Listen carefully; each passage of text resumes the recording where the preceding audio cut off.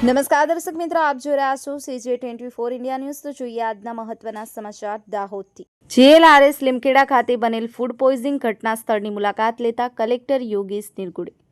દાહોદ જિલ્લામાં તારીખ 2/7/2025ના રોજ રાત્રિના 10 કલાકે લીમખેડા મોડલ સ્કૂલ ખાતે ચાલતી GLRS મંડોર તાલુકા ધાનપુર રેસિડેન્શિયલ સ્કૂલ ખાતે ધોરણ 6 થી 12ની વિદ્યાર્થીનીઓને ફૂડ પોઈઝનિંગ થયેલ તેવી માહિતી મળતા વહીવટીતંત્ર અને મેડિકલ ટીમ દ્વારા 5 108 એમ્બ્યુલન્સ દ્વારા અસરગ્રસ્ત વિદ્યાર્થીનીઓને CHC લીમખેડા અને CHC પીપલોદ ખાતે સારવાર અર્થે રિફર કરવામાં આવી છે।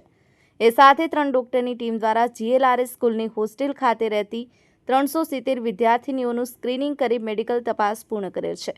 હાલની સ્થિતિમાં અસરગ્રસ્ત જણાતી 11 વિદ્યાર્થીનીઓને CHC લીમખેડા ખાતે તથા CHC પીપલોદ ખાતે 14 વિદ્યાર્થીનીઓને એડમિટ કરવામાં આવેલ છે તથા 62 વિદ્યાર્થીનીઓને PHC દુધિયા ખાતે તેમજ ઝાયડ્સ હોસ્પિટલ દાહોદ ખાતે 8 વિદ્યાર્થીઓને એડમિટ કરવામાં આવેલ છે।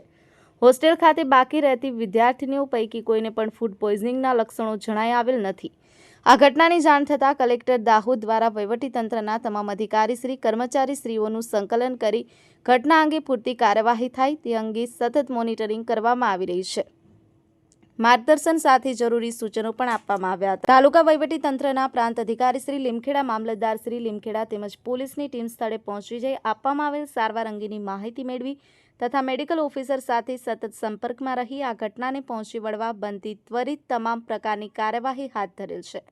હોસ્ટેલમાં રહેતી વિદ્યાર્થીનીઓ માટે હોસ્ટેલમાં પીવાના પાણીની તેમજ આવતીકાલથી બાજુમાં આવેલ મોડેલ સ્કૂલમાંથી GLRS સ્કૂલની વિદ્યાર્થીનીઓનું જમવાની પણ વ્યવસ્થા કરવાનું આયોજન કરેલ છે।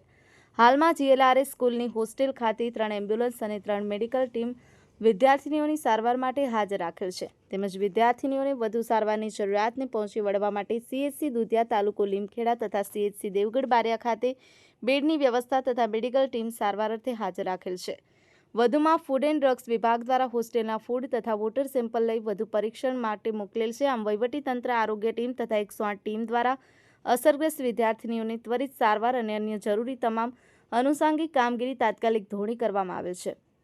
વધુમાં એડમિટ કરેલ તમામ વિદ્યાર્થીનીઓની તબિયત હાલ સ્થિર છે, પરિસ્થિતિ નિયંત્રણ હેઠળ છે અને જિલ્લા કલેક્ટર શ્રી દાહોદ દ્વારા મોડલ સ્કૂલ લીમખેડા તેમજ CHC લીમખેડા, CHC દુધિયા, CHC પીપલોદની મુલાકાત લઈ સારવાર હેઠળની વિદ્યાર્થીનીઓની સાથે સંવાદ કરી અને વહીવટીતંત્રને જરૂરી તમામ કામગીરી કરવા સૂચના આપવામાં આવી છે।